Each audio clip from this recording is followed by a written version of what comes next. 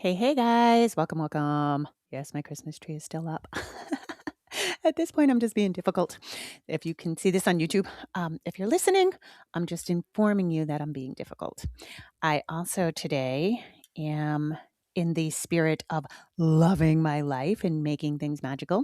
When my mom died, she had quite a few cashmere sweaters, 100% cashmere, and they were crew necks. And I had somebody adjust the neck because I don't like crew necks, and they're like special occasion, and they're not exactly my style. Like right now, I'm wearing a hot pink one, but I love cashmere. It is so luxurious, and I'm trying to very slowly change over my wardrobe to natural fibers, and it's expensive. So going very slow. But I was like, why don't you just wear the cashmere every day? It's okay. Like this whole idea that we have about save it for something special, but then you freaking die. And you haven't worn a cashmere except for like 2 days of the year or something. So anyway, I'm wearing cashmere on a random afternoon.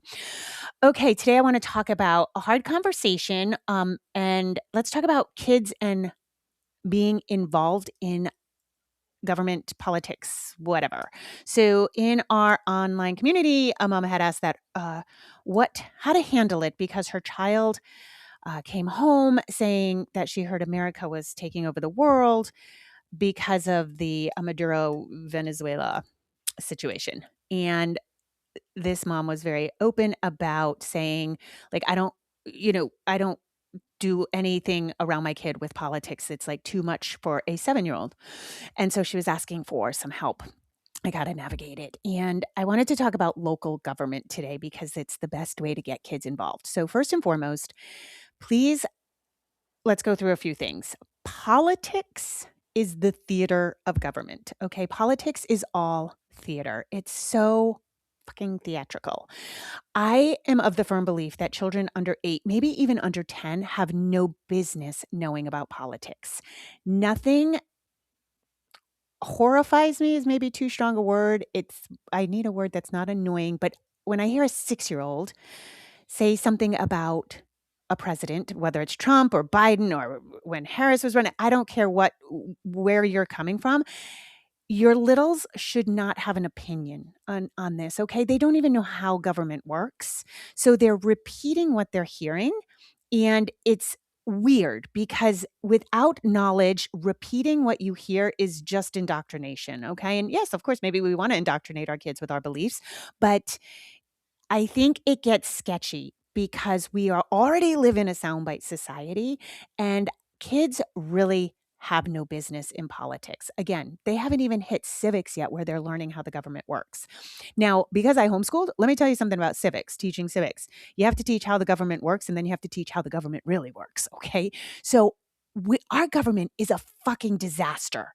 Disaster, okay?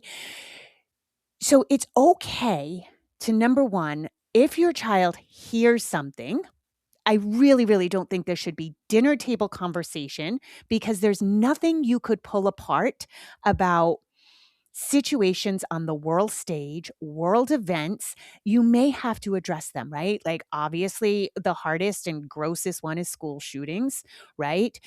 Like, sometimes you have to address that. If your child has a lockdown drill, you have to address that. And we address that in the simplest terms possible, right? But when it comes to politics, here's a scathing fact, you guys. None of us really know what's going on. Okay. Do I believe there's a deep state? Yeah, 100%. I think there's some evil running behind the scenes that has been running for years. I can't claim to know what the presidency entails. And I think we all think I've only watched television shows about it, right? West Wing and Scandal and these kinds of things. But the sheer amount of shit going on in the government and the amount of agencies and subcommittees and all these things is mind-boggling. So the first thing I would do is if you want to get your kid involved in local government or you want to start sowing the seeds for your child to be involved, you want to go local. And what I would suggest is first and foremost, going to your state house. Now, I happened to be in a place of luxury when I was homeschooling Pascal because we were a mile from our state house. So we could run down there all the time. So a lot of you, I know states are a lot bigger than Rhode Island, all of them, and it may be challenging to get to the state house, but I would encourage it. Or even, well, live streams are hard because they're so boring. But make the trip with your child, but also make the trip for yourself. So we would go down to the state house and sit in on you can sit in on the Senate floor, on the representative floors, in the subcommittees, in rooms. You are invited as a citizen into all the rooms, okay? And you will be shocked. You will be shocked at how many bills come through, how many laws. Literally, as I'm making this podcast, there are hundreds of laws being passed. It's crazy how intricate it really is. And so it gives you perspective to step away from the theatrics, right? Because we have to look at anything we're hearing about the news is filtered through the news source. Obviously there have been some huge world events and even recently. And I started doing something probably like in 2016, because that's when Trump got elected. I feel like that's when things really got polarized. Then, of course, COVID polarized us even more by making us absolutely petrified of our own neighbors. That's where we started to see like just a lot of hate. And so I think it goes back that far. But what I started to realize is if I have a knee jerk reaction to any sort of headline, like, oh my God, I can't believe that happened, or I immediately try to go and see as many news sources as I can. I do not make a judgment call based on video clips. Okay, clips can be manipulated, people's voices can be manipulated, and now with AI, you have like it's so easy to be duped. It's ridiculous. So I calm myself down first and foremost, okay? Because you can get yourself buried under the current events. So I calm myself down. I say, let's look for the truth. And I search many, many sources of news. And that means looking at very left-leaning news outlets, very right-leaning news outlets. I try to find the whole video. If it's a speech, I try to find the unadulterated speech. I do not believe clips or headlines. There is so much clickbait out there. Remember, the only way anyone's staying alive online as far as news is if it bleeds, it leads, and they need a knee-jerk reaction to make you click. Okay, so go ahead and click. Read the whole article. But we all have our preferred news sources, and we forget that news sources are bought and paid for now. Like you really have to stretch. Barry Weiss bought the Free Press. There's a lot of questionable things going on there, but I do find that the Free Press shows kind of both sides of the story. I really try to look for independent journals. Matt Taibbi can be one. A lot of them have Substacks now because you can't be an honest journalist anymore if you are part of the mainstream. Like it's incompatible with the click exchange that we're on, the click currency that we're on. So you just can't really believe the news. Even a news source that you think is totally unbiased. I've seen the Associated Press be biased, NPR be biased. Like it doesn't matter how clean you think the source is. Look for more. And what you start realizing is that as you dig through the truth, which is so murky in these headlines, you may not know. Um, you know, when we look at the situation in Venezuela, I really was looking at like what are Venezuelans saying? I don't live in Venezuela. Okay, so the idea that we have to have an opinion about something that is or even what's going on in Gaza, of course, I don't want anybody dying. I don't want any war, but it is happening. But the idea that we have to have an opinion about everything when we don't live there, we don't have the rich history, we don't have the full history, we don't have a scholarly history, and we've become a society that thinks you need to have an opinion about everything. And this parlays into when our kids come to us with something like, "Hey, is America taking over the world?" Now, certainly, depending on the age of the child, could say, America does some pretty shady things in other countries. Like, we could probably mind our own business, but for the moment, no, America's not taking over the world. You can be honest without divulging all the information. And I think that's where we get stuck. We think it's just like when we talk about sex with kids. What are they asking? They're asking for reassurance that they're going to be okay. And that we can do, right? I mean, we're not going to tell a 7-year-old that we can't protect them. We are going to tell them we can protect them because we would at all costs. Um, but I think more importantly, it's really good to, if we're going to indoctrinate our kids, which we all do, right? Um, let's start with the I don't have all the information, so I can't speak to this yet.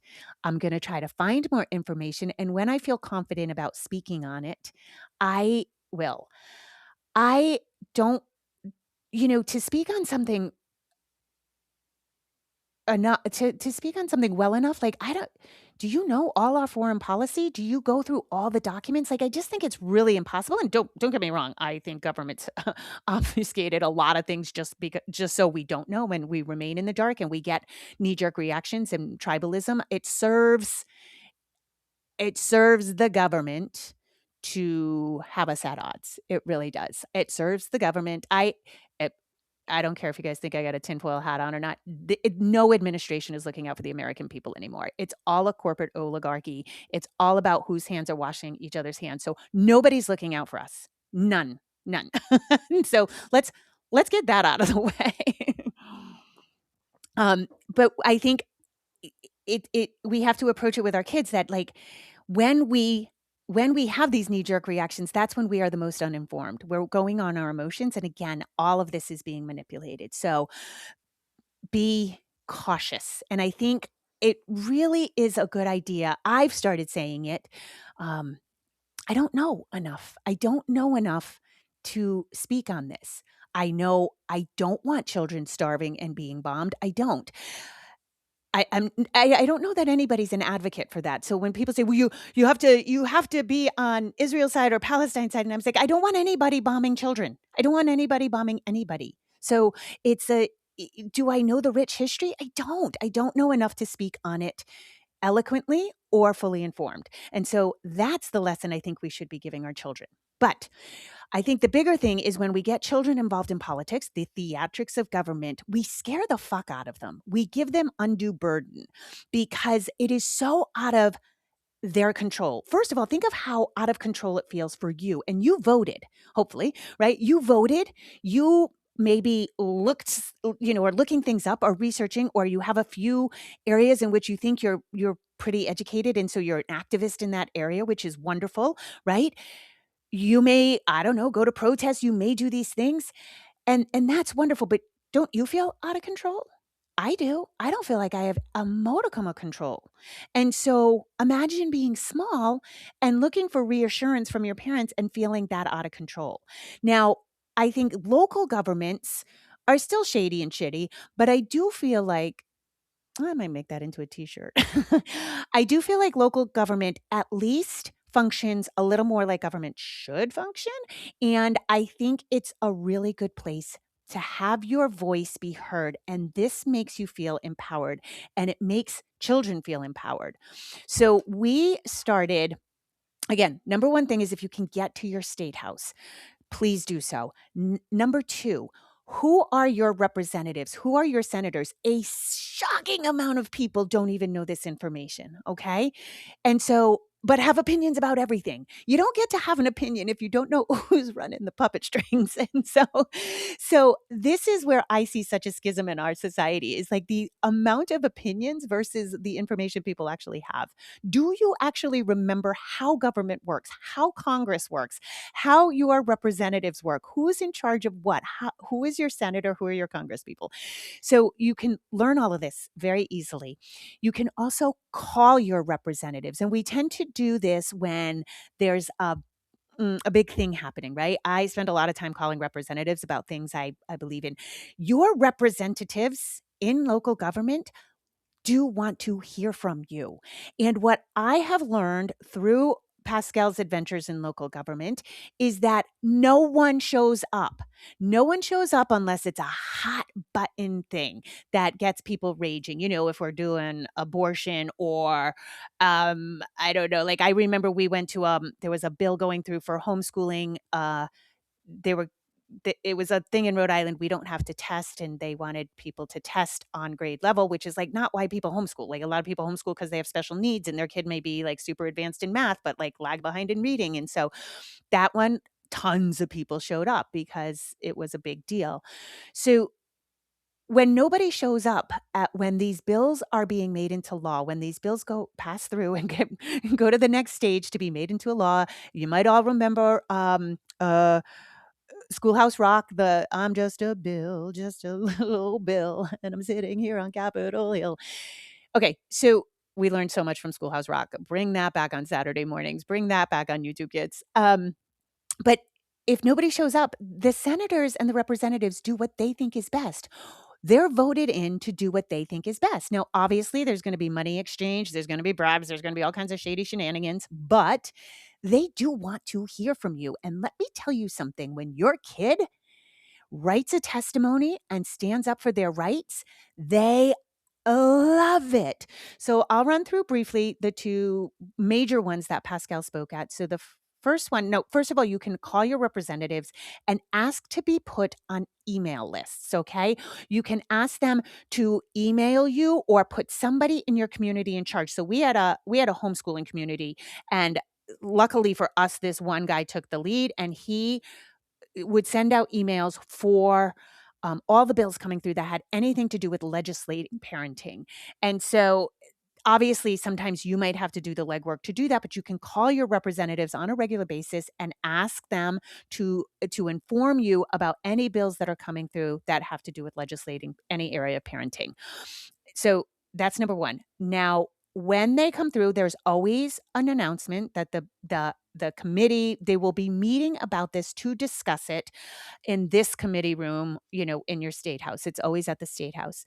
So you can go to the state house. And again, this may not be easy, so you could always call in testimony. But I encourage you with your child to at least at one point, even if it's a huge road trip to get to your state house, to check it out, because it is really, it's the scope of government is like, wow, it's crazy. And it is also very awe-inspiring. So in lieu of people showing up or calling in, the senators are and Congress people are going to do, and representatives are going to do what they think is best. That's what we trusted them to do. And again, sometimes there's money involved in shady shenanigans, but it happens. But the least you can do is show up. So a bill came through that you had to be 12 years old to stay home alone. Pascal was nine or 10. I can't exactly remember, but he liked to stay home alone. And we had done all the things when you leave a kid home alone. I had heard about, this is right when people started calling the cops on parents for parenting. And so if a child was left alone without water or a means of communication, that was considered neglect. So I always made sure Pascal had a bottle of water, and he had a cell phone at a very young age. But of course, cell phones back then weren't even close to what they are now. He did not have social media or anything like that. So I read him this bill, and he was just flabbergasted. He was incensed. He's like, 12 years old, I'm perfectly capable of staying home by myself. And I was like, yeah, I know. And he said, and he started like really doing the deeper thinking. And he was like, but what about a kid who's not ready at 12 years old? Somebody would think it was okay to leave their kid home if they were 12. And I said, yeah, no, you're right. And he was like, oh my God, what is it? What is it about grownups? Like, all you tell us is that, like, we have no responsibility, and then you give us no responsibility. So I said, all right, seems like you're passionate about this. Let's write it out. So he wrote his testimony and went down to the state house. And this one came through. This was fast. Like, we didn't learn about it. We had like a few hours, and we got down to the state house, and he was the only kid testifying. I think he might have been the only person testifying, actually. So he read it. And Pascal is so super shy. Like, he doesn't like the focus on him, and he got right up. He learned how to work the mic, tapped the mic and everything. And he gave his testimony, and it was the funniest testimony because he had just finished reading Tom Sawyer, and he was like, if I had my way, we'd live like Tom Sawyer and Huck Finn, but you grown-ups just get in the way, and you're going to make a law. Like, it was a very well thought out testimony, and short but brief. And the senators kept him. This was on the Senate Judiciary Committee, and they kept him on the floor for an hour.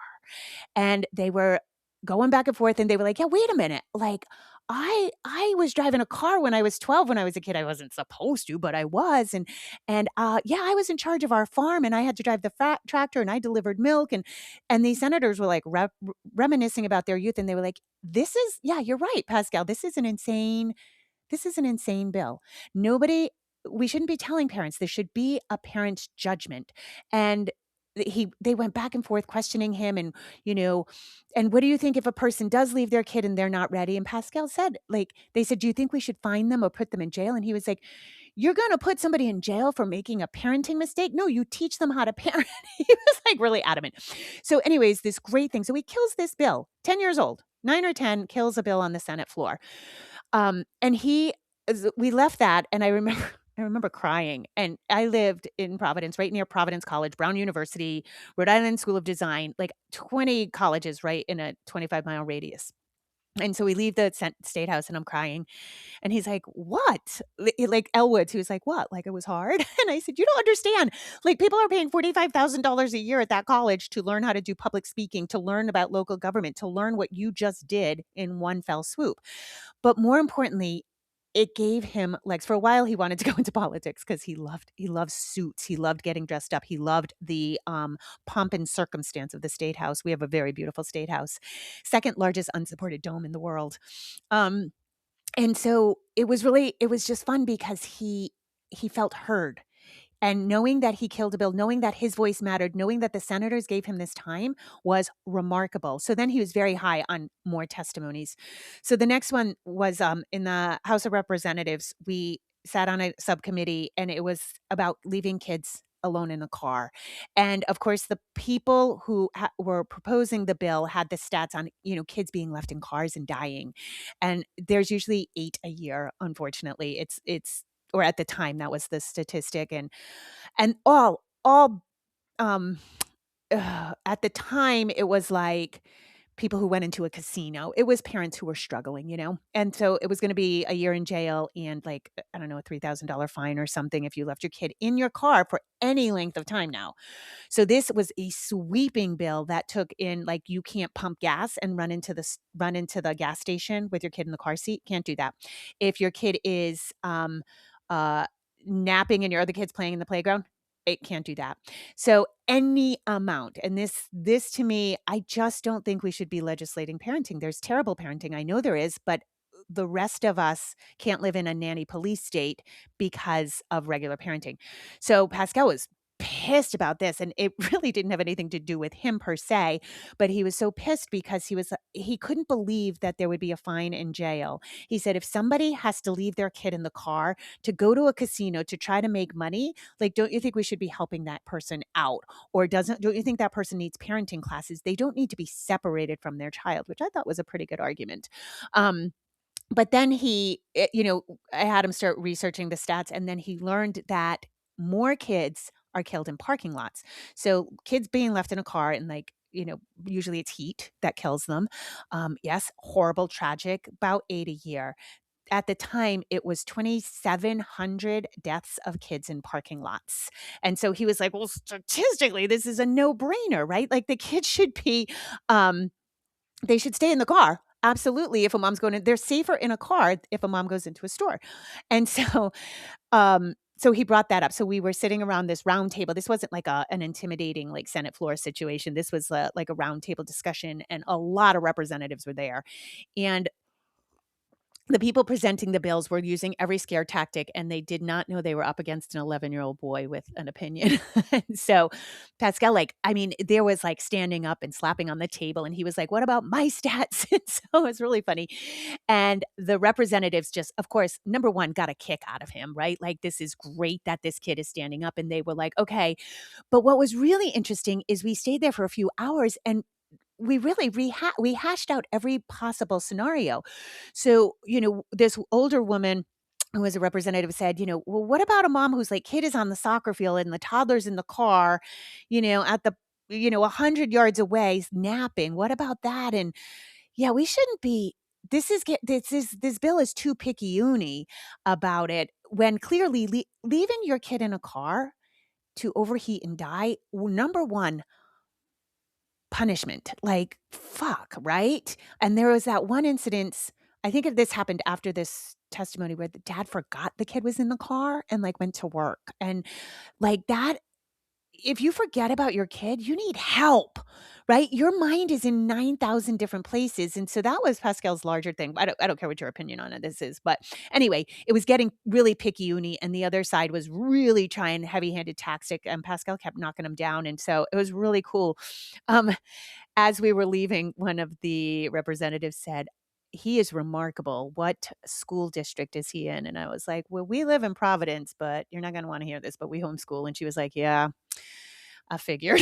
So, but what an amazing experience. And again, because we sat at this round table going back and forth, back and forth, back and forth, he was part of the conversation. He stood up for himself. He was allowed to talk, and this empowered him.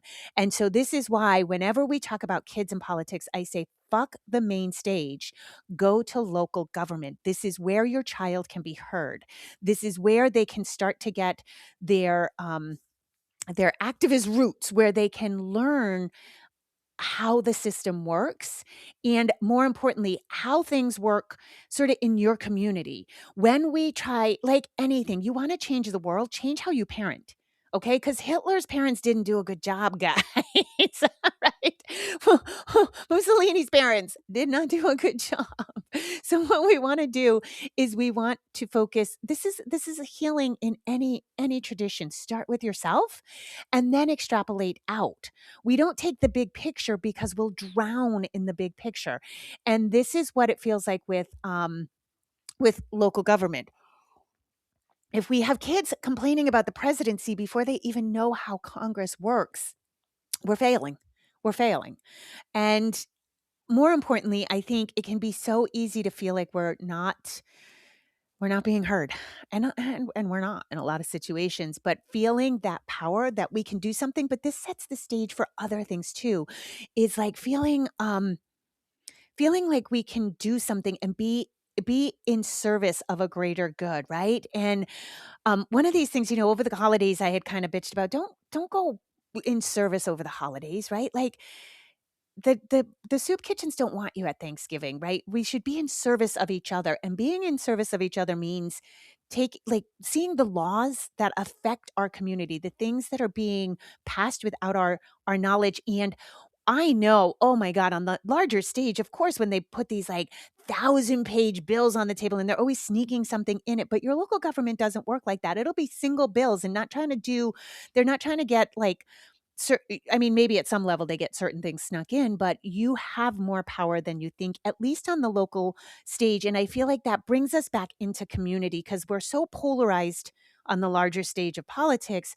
But then when we serve in the local politics, the local government, where we feel more connected to our community, we stop street signs from being put up. We affect red lights that need to put up. We affect how park funding goes. And that's our community. And that is the antidote to all that ails us, is really coming back to the heart of our communities, our kids, us, like our family unit that then extrapolates out.